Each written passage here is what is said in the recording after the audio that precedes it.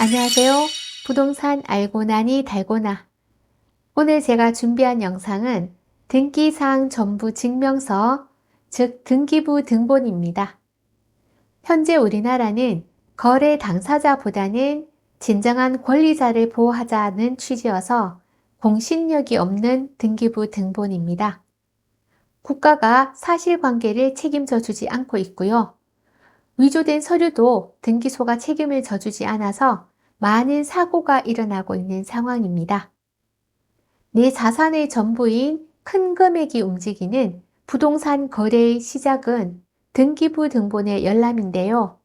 자세하게, 꼼꼼하게, 정확하게만 열람을 하셔도 많은 위험 요소를 파악을 할 수 있으니 오늘 제가 준비한 영상 끝까지 보시고 노출된 위험으로부터 우리 자산을 지킬 수 있었으면 합니다. 이제부터 등기부 등본의 종류, 구성, 발급 방법, 열람 시 주의해야 할 사항, 그리고 사고 예방책을 알아보도록 할게요. 크게 건물 등기부 등본과 토지 등기부 등본으로 나누어집니다. 건물 등기부 등본은 또 두 가지로 나누어지는데요. 토지 건물 각각 떼어서 확인을 해야 하는 일반 건물 등기부 등본과 건물 토지 내용을 한꺼번에 볼 수 있는 집합 건물 등기부 등본으로 나누어집니다. 다가구, 단독주택, 상가, 상가주택, 공장, 창고 등은 일반 건물 등기부 등본을 떼어서 확인을 해야 되고 다세대, 오피스텔, 오피스텔에 포함된 상가, 아파트, 아파트 내 구분 상가, 도시형 생활주택, 연립 등은 집합건물 등기부 등본을 떼어서 확인을 해 보시면 됩니다. 그리고 대지나 도로, 전답, 임야 등은 토지 등기부 등본으로 확인을 하시는 거고요. 두 번째로 등기부 등본의 구성에 관하여 알아볼게요.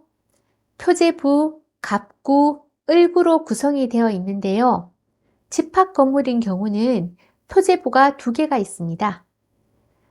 한 동 건물의 표시와 대지권 목적인 토지의 표시로 구성이 되어진 한 동 건물에 대한 표제부와 전유 부분인 건물의 표시와 대지권의 표시로 이루어진 전유 부분의 표제부로 나눠집니다. 그러면 표제부, 갑구, 을구로 들어가서 자세하게 확인을 한번 해 볼게요. 먼저 표제부, 한 동의 건물의 표시란에 들어가 보면 표지번호, 이것은 등기 순서입니다. 접수는 신청한 날짜이고요. 소재 지번, 건물 명칭 및 번호, 건물 내역, 등기 원인이 기재가 되어 있고 대지권의 목적인 토지의 표시란에 들어가 보면은 표시번호, 소재 지번, 지목, 면적, 등기 원인이 기재가 되어 있습니다.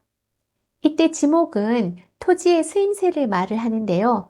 공장 용지인지, 도로 용지인지, 학교 용지인지 이런 것들을 알 수 있습니다. 그리고 전유 부분의 표제부에 들어가 보면 전유 부분의 건물의 표시란이 있습니다. 표시번호, 접수, 건물 번호, 건물 내역, 등기 원인 등이 기재가 되어 있고 대지권의 표시란에 들어가 보면 이때 대지권이라는 것은 아파트 전체 토지 면적 중에 우리 집이 가지는 토지 비율을 말을 합니다. 대지권의 종류와 대지권의 비율이 있는데요. 이때 대지권의 종류에는 주로 소유권이 많이 기재가 됩니다. 임차권이나 지상권 같은 것도 기재될 수 있고요. 또 대지권의 비율은 굉장히 중요한 역할을 하는데요. 재개발, 재건축 시 권리 가액을 산정할 때 필요한 자료입니다. 다음은 갑구로 들어가 보겠습니다. 갑구는 소유권에 관한 사항이 기재가 되는 곳인데요. 현 소유자 정보를 확인할 수 있습니다. 맨 아래 칸에 보면은 기재가 되어 있는데 주민번호는 앞자리만 기재가 됩니다. 뒷자리까지 모두 확인을 해보고 싶으신 분은 공인중개사님께 부탁을 하시면은 확인을 해 주실 겁니다. 그리고 순위번호, 등기 목적, 접수, 등기 원인, 권리자 등이 기재가 되어 있고 중요한 것은 여기에 가압류, 가등기, 가처분, 경매 개시 기입 등기와 같은 권리들이 기재가 되어 있으면은 이것은 소유권이 변동할 수 있다, 위험하다라는 신호입니다. 다음은 을부로 넘어가 보겠습니다. 을부는 소유권 이외의 권리에 관한 사항이 기재가 되는 곳으로 주로 근저당권이 많이 기재가 됩니다. 순위번호, 등기 목적, 접수, 등기 원인, 권리자 등이 기재가 되고 여기에는 지상권, 전세권, 임차권 등기 명령 같은 것도 기재가 되겠죠.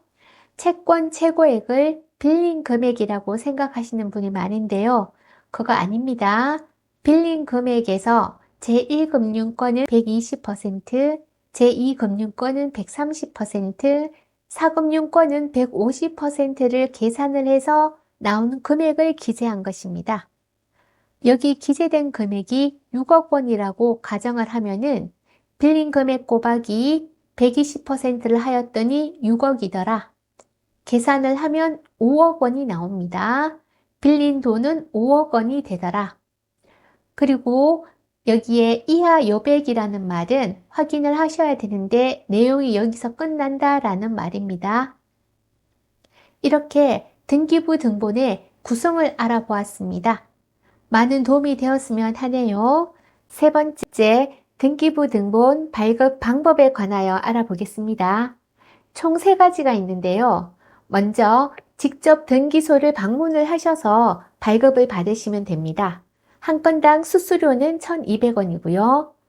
두 번째는 대법원 인터넷 등기소에 들어가셔서 열람시 한 건당 700원, 발급시 한 건당 1,000원의 수수료를 내시고 이용을 하시면 됩니다. 그리고 마지막으로 무인 발급기를 사용하는 방법인데요. 수수료는 한 건당 1,000원입니다. 참고로 사용하시는 열람용은 법적인 효력이 없고 관공서 등에 제출을 하는 발급용은 법적인 효력이 있습니다. 다음은 등기부 등본 열람 시 주의해야 할 사항 몇 가지 말씀드리겠습니다. 첫 번째, 신탁 등기가 나오면 이것은 대출을 받아도 을부에 기재가 되지 않습니다. 따라서 직접 등기소에 방문을 하셔서 신탁 원부라는 것을 떼어서 확인을 해 보셔야 됩니다. 두 번째, 소액 임차인의 법정 문제가 발생이 되면은 확인을 해야 하는 것이 있습니다. 선순위 근저당 설정 일자라는 것인데요. 소액 보증금과 최우선 변제 금액은 그 지역이 어디냐, 그리고 근저당 설정 일자가 언제냐에 따라서 결정이 되어지기 때문입니다. 세 번째, 등기부 등본은 현재 유효사항만 기재되어진 요약본과 과거 말소사항까지 다 포함되어진 것 2가지가 있습니다. 우리는 이 2가지를 모두 다 확인을 해야 되는데요. 그 이유는 등기소가 형식적인 서류 심사를 하는 기관이기 때문에 위조된 서류로 충분히 속일 수가 있습니다. 근저당권이 말소가 되어서 깨끗해진 등기부 등본이라고 할지라도 한 번 더 확인을 해 보시는 것이 좋겠죠. 계약일 기준으로 1년 이내에 근저당권이 말소가 되어 있다라고 했을 경우에는 직접 은행에 방문을 하거나 전화를 하셔서 그 대출건이 상환이 잘 되었는지 말소가 깨끗하게 정리가 되었는지 확인을 해 보시는 것이 안전합니다. 두 번째, 신청 사건 처리 중이라는 문구가 뜨면은 인터넷 등기소 등기 열람 발급 메뉴에서 등기 신청 사건 처리 현황을 눌러서 처리 현황을 확인 후에 등기 완료가 뜨면은 계약을 진행하시면 됩니다. 이것은 등기부 등본이 변경이 될 때 등기부를 발급받지 못하거나 변경 신청이 들어갔을 때 뜨는 문구이기 때문입니다. 등기부 등본 맨 하단을 보시면은 열람 일시라는 것이 있습니다. 권리 변동은 하루 동안에도 이루어질 수 있는 것이기 때문에 체크를 하셔야 되는데요. 계약 전, 중도금 직전, 잔금 직전에 확인을 해 보시는 것이 더 꼼꼼하게 체크를 하는 거겠죠. 그 옆에 보면은 페이지 수가 나와 있습니다. 모든 페이지가 다 있는지 확인을 하셔야 되는데 불리한 상황이 되는 페이지는 없애기도 한다고 하네요. 6번째, 임차권 등기 명령이라는 것이 보이면은 절대로 계약 진행을 해서는 안 됩니다. 그 이유는 임차인이 집주인으로부터 보증금을 반환을 받지 못하여서 법적인 조치를 해놓은 것이기 때문입니다. 그리고 마지막으로 근저당권이 설정이 되어 있으면 무조건 계약을 하면 안 되나요? 라고 많이들 질문을 하십니다. 부동산은 큰 금액이 거래가 되는 것이어서 부동산의 시세와 대출금의 비율을 보고 결정을 하시면 되는데, 예를 들어서 아파트 시세가 10억이다. 그런데 대출금이 7억, 8억이 되면은 좀 위험한 물건이겠죠. 아파트 시세가 10억인데 대출금이 7천만 원이다, 8천만 원이다 라고 하면 안전한 듯 합니다. 이렇게 꼼꼼히 등기부 등본을 확인을 하시고 궁금하신 점이 있으시면 공인중개사분께 여쭤보는 것이 사고를 줄일 수 있는 방법입니다. 그럼에도 불구하고 일어나는 사고를 예방하는 방법도 알아두면 좋겠죠. 먼저 등기부 등본의 주소와 계약서의 주소와 신분증의 주소가 같은지 확인을 하시고, 두 번째, 신분증의 소유자와 계약 자리에 나온 소유자가 동일인인지 확인을 하셔야 됩니다. 세 번째, 계약서 작성 시 특약을 구체적으로 기재를 하셔야 합니다. 예를 들어서 등기부 등본의 내용을 보고 확인하였으므로 차후에 문제 발생 시 임대인 또는 매도인이 책임을 진다라는 내용으로요. 네 번째는 좀 생소한 부분입니다. 전세는 보증금 반환을 받지 못하는 경우를 대비하여 전세 보증 보험을 들고 있듯이 매매도 그런 보험이 있습니다. 바로 부동산 권리 보험이라는 건데요. 이것은 위조된 서류나 법무사들의 실수로 인한 손해를 보상받는 보험입니다. 가입 비용은 3억당 15만 3천 원이고 등기 비용은 50만 원에서 60만 원 사이입니다. 가입 시기는 매수인이 매매 계약서 작성일부터 잔금일 7일 전까지이고요. 효력 기간은 잔금일로부터 매수자가 다른 사람에게 주택을 매도할 때까지입니다. 현재는 부실 등기에 대한 피해를 국가로부터 배상을 받을 수 있다라고 해석이 되어지고 있습니다. 대법원 판례를 근거로 국가의 배상 청구는 가능하지만 시간적, 비용적, 정신적인 스트레스를 생각을 하면은 보험 가입도 괜찮을 듯 합니다.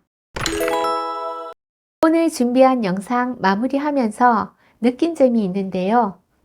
큰 발전을 한 우리나라임에도 불구하고 공신력이 없는 등기부 등본으로 인해서 많은 사람들이 피해를 보고 있다는 사실이 참으로 아이러니하였습니다. 앞에서 말씀드린 단편적인 해결책보다는 등기부 등본의 공신력을 인정하는 근본적인 해결책이 빨리 나왔으면 하는 바람입니다. 오늘 준비한 영상 잘 보셨나요? 부동산을 알아가는 알찬 영상 준비하여서 다음 시간에 또 인사드리겠습니다. 영상 끝까지 봐주셔서 정말 감사합니다.